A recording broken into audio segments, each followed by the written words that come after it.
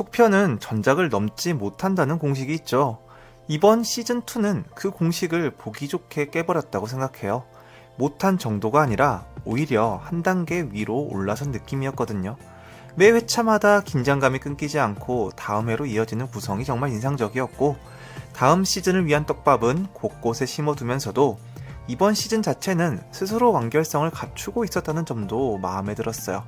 비중이 크지 않은 조연들조차 하나같이 캐릭터가 또렷하게 살아있었다는 것도 이 작품의 저력을 보여주는 부분이란 생각이 듭니다. 이제부터는 내용상 스포일러가 짙게 깔려있으니 아직 정주행을 못하신 입주민분들은 시청에 주의해 주시길 부탁드립니다. 1. 엔딩의 진짜 의미. 먼저 이 이야기를 하고 싶어요. 킬러들의 쇼핑몰은 단순한 팝콘 드라마가 아니라는 거. 통쾌한 액션이 이 작품의 가장 큰 재미 포인트라는 걸 부정할 순 없죠. 하지만 화려한 총격전을 한 겹 걷어내고 그 안을 들여다보면 이 서사의 진짜 뼈대는 정지안이라는 한 사람의 성장 스토리였다는 생각이 듭니다. 그리고 그 성장의 결정적인 증거가 시즌2 마지막에 정지안이 쿠사나기의 머리에 헤드샷을 날리는 바로 그 장면에 숨어 있었어요. 이 한 발의 무게를 이해하려면 정지안이 시즌1에서 처음으로 사람을 죽였던 그 순간까지 거슬러 올라가야 하는데요. 시즌1의 마지막, 정지안은 지하창고에서 삼촌이 설계해둔 함정을 이용해 이성조를 몰아붙인 끝에 그의 이마 정중앙을 향해 방아쇠를 당겼습니다. 그리고 무기고를 노리고 몰려든 킬러들 앞에서 머더 헬프의 새 주인임을 선언하기 위해 이성조의 목까지 잘라야 했는데요. 그 이성조가 누구였느냐? 정지안의 어린 시절 전체를 부숴버린 장본인이었죠. 7살 무렵 할머니 장례식장에서 부모를 옥상으로 유인해 잔혹하게 살해한 사람, 삼촌의 친구 혼다를 죽이고 잘린 손목을 남겨 그 잔상이 어린 정지안의 평생 트라우마로 새겨지게 만든 사람이었어요. 그러니까 이성조는 단순한 원수 그 이상이었던 건데요. 그런 상대를 자기 손으로 직접 죽였는데도 정지안은 마음이 편해지지 않았습니다. 시즌2에서 정지안은 하남도라는 외딴 섬에 이아린이라는 새 이름으로 숨어 살면서도 밤마다 이미 죽은 이성조가 나타나 목이 근질근질하다며 성불하라고 조롱하는 환각에 시달렸잖아요. 집안에 올가미 함정과 권총을 숨겨두고 늘 누군가 쫓아올 것에 대비하며 잠을 설쳤죠. 이 환상이 섬에서만 끝난 게 아니에요. 7회에서 쇼핑몰이 불길에 휩싸이는 장면에서도 이성조가 다시 나타나 이제 네가 살아야 할 지옥이 어떤 것인지 알겠냐며 정지안을 비웃었거든요. 마지막 회까지도 정지안은 그 환상에서 벗어나지 못하고 있었던 겁니다. 부모의 원수였고 트라우마의 원흉이었지만 그럼에도 사람을 자기 손으로 죽였다는 죄책감은 시즌2가 끝나가는 그 순간까지 정지안을 놓아주지 않았던 거예요. 여기서 꼭 짚고 가야 할 팩트가 하나 있어요. 시즌2의 이야기가 8회에 걸쳐 그렇게 길게 이어지는 동안 정지안이 자기 손으로 직접 누군가를 죽인 적은 단 한 번도 없었다는 거. 하남도에서도 쇼핑몰 방어전에서도 협상장에서도 정지안은 제압하고 살려내고 버텨냈을 뿐이었어요. 그러니까 쿠사나기는 이성조에 이어 정지안의 손에 목숨을 잃은 두 번째 인물인 거죠. 딱 2명. 이 포인트가 중요했다는 생각이 들었는데요. 이 두 번의 죽음은 서로 결이 완전히 달라요. 이성조는 상황에 떠밀려 어쩔 수 없이 당긴 방아쇠였거든요. 죽이지 않으면 내가 죽는 선택의 여지가 없던 상황이었죠. 그래서 그 죄책감이 환상이 되어 몇 년을 따라다녔던 거고요. 반면에 쿠사나기에 대한 응징은 결이 달랐어요. 발악하던 쿠사나기의 머리에 정지안이 헤드샷을 날린 그 순간은 상황에 떠밀린 게 아니었습니다. 브라더를, 김우진을, 소중한 사람들을 하나하나 아작한 판을 설계한 자에 대해 정지안이 스스로 선택한 처벌이었던 거죠. 어쩔 수 없이 당겼던 방아쇠야, 스스로 선택해 당긴 방아쇠. 이 차이가 정말 중요한 거라고 생각하는데요. 그 사이에 하남도에서 김우진을 잃고 자신을 감싸며 문을 닫은 브라더를 잃고 배신자로 몰린 사람들 사이에서 방황했던 정지안의 긴 시간이 있었잖아요.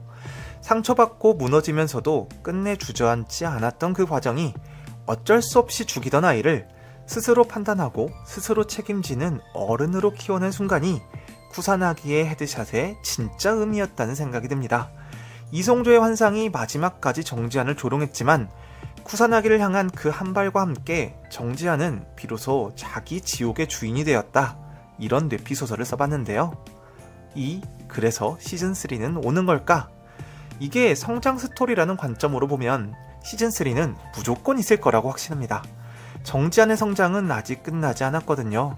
마지막에 정진만이 이제 어떻게 할 거냐고 물었을 때 정지한이 잘 들어 정진만으로 시즌2가 여운을 남기며 끝났잖아요. 이건 명백히 다음 챕터를 열어두는 마침표였습니다. 그리고 그 기대감을 폭발적으로 끌어올린 게 바빌론의 임원 첸이었죠. 화상 모니터 너머로 등장해 쿠사나기의 최후를 지켜보고 정진만에게 아슬아슬한 휴전을 약속하면서 남긴 그 강렬한 분위기. 또 보자 라는 인사 한마디에 시즌3 전체의 무게가 실려있는 느낌이었어요. 그런데 이 첸을 연기한 배우가 유지태였다는 게 기대감을 한층 더 올려줬는데요. 최근 한국 영화계에서 압도적인 악역 장인이잖아요. 최근에는 장항준 감독의 왕과 사는 남자에서 한명의 역을 맡았는데요. 기존에 왜소하고 교활하게 그려지던 한명회를 기골이 장대하고 카리스마 넘치는 새로운 인물로 빚어내면서 큰 액션 없이 눈빛만으로 압도적인 위압감을 보여줬어요. 여기서 제가 주목하는 건 유지태 배우가 유독 반전 악역을 많이 맡아왔다는 점인데요. 워낙 선하고 중립적인 인상이다 보니 작품 내내 저 사람이 아군인지 적군인지 종잡을 수 없게 만드는 캐릭터를 자주 연기해왔거든요. 감독들이 반전이나 궁금증이 필요할 때 러브콜을 보내는 배우라는 거죠.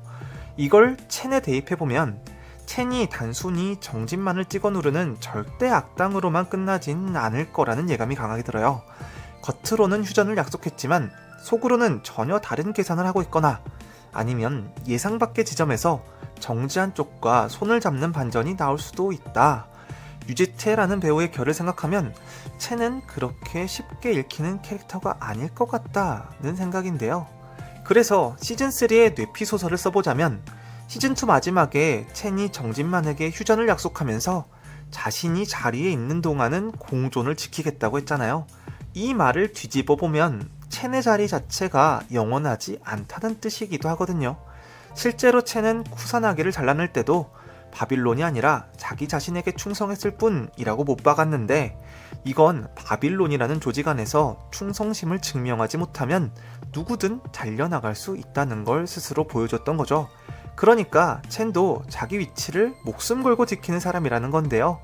쿠사나기를 잃은 자리에 누가 앉느냐를 두고 내부 권력 다툼이 벌어지거나 휴전을 약속한 온건파 첸에 맞서 급진파가 첸의 위치를 노리거나 하는 과정에서 첸의 입지가 흔들리기 시작하면 첸이 선택할 수 있는 카드는 하나밖에 없어요. 자기가 직접 휴전을 약속했던 상대 정진만과 정지한에게 손을 내미는 거죠. 적의 적은 나의 아군이니까요. 여기에 쿠사나기에게 남동생을 잃고 그 진실까지 알게 된 큐가 합류하면 그림이 재밌어지는데요. 큐는 이미 정진만을 풀어주며 내가 할 수 있는 건 여기까지 라고 선을 그었지만 바빌론이라는 조직 자체에 복수심을 품게 된 이상 언젠가 정지한과 같은 편에 서게 될 수밖에 없을 것 같거든요. 정진만과 정지한, 첸, 그리고 큐까지 각자의 이해관계로 뭉친 이 연합이 바빌론 본사를 치게 될 것 같다. 이런 뇌피소설을 써봤습니다. 3. 뚜렷한 씬스틸러들. 개인적으로 이번 시즌 최고의 수학은 새로 합류한 빌런 라인이었어요. 바로 쿠사나기와 큐죠. 특히 쿠사나기를 맡은 정유나 배우는 처음엔 진짜 제일 교포 배우가 아닐까 싶을 정도로 언어 톤이나 분위기가 자연스러웠는데 아주 오래 준비한 순수 한국 배우였습니다. 마지막 궁지에 몰렸을 때도 외모부터 챙기는 모습에서 마지막 순간까지 이 캐릭터의 매력을 바닥까지 뽑아냈다는 생각이 드는데요. 큐 역시 냉정하면서도 카리스마 있는 매력으로 시청자들 사이에서 인기가 높았던 캐릭터였죠. 정진만과 정지한을 받쳐주는 조현진의 활약도 빼놓을 수 없어요. 정체가 베일이 쌓인 두더지 캐릭터는 얼굴 몇 번 안 나오고도 강렬한 인상을 남겼잖아요. 협상으로 서버를 넘기던 그 시점에 이미 바빌론 내부에 직원으로 침투해 있었고 서버가 적의 손에 들어가는 순간부터 안에서 수십 년치 데이터를 빼내는 결정적 역할까지 해냈으니까요. 사실상 이 드라마의 숨은 주역이라고 해도 과언이 아닌데요. 대사는 몇 마디 없었지만 이 인상적인 이미지를 남긴 캐릭터를 연기한 배우가 래퍼 펀치넬로였다는 사실도 흥미로운 지점이었습니다. 안성범 역시 매력적이었죠. 수능 안씨 37대손, 안중근 안창호의 직계 후손이자 장손이었다는 대사가 진짜 강렬했었죠.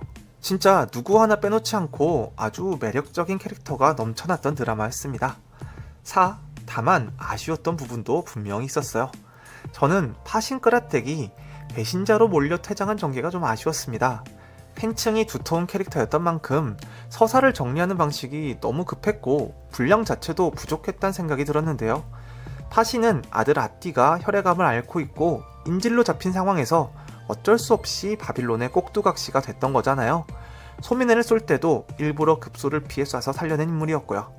끝까지 진심을 숨기고 있었던 캐릭터였는데 그 진심의 깊이에 비하면 퇴장이 너무 서둘러 처리된 느낌이었어요. 베일의 죽음도 저는 좀 갑작스러웠다고 느꼈는데요. 시즌1의 모든 비극에 불씨를 지폈던 메인 빌런이었는데 컨테이너한 어둠 속 결투에서 다소 빠르게 최후를 맞으면서 그 이후로 그게 재미가 한풀 꺾였다는 인상을 받았거든요. 또 하나는 정진만의 비중이에요. 바빌론 잠입작전으로 시즌의 문을 열 때만 해도 정진만이 완전히 그게 중심이었는데 후반으로 갈수록 붙잡히고 고문당하는 수동적인 위치로 밀려나더라고요.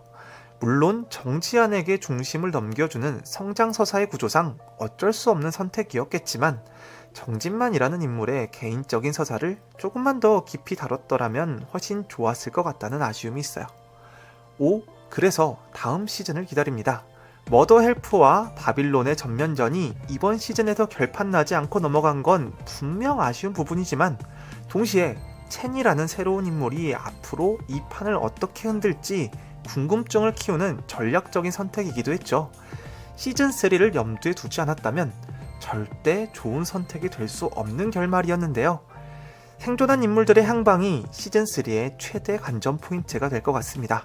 큐의 합류는 정해진 거라고 봐요. 큐가 마지막에 브라더에게 직접 총질을 하지 않는 장면이 그 복선이라고 볼 수 있는 거겠죠.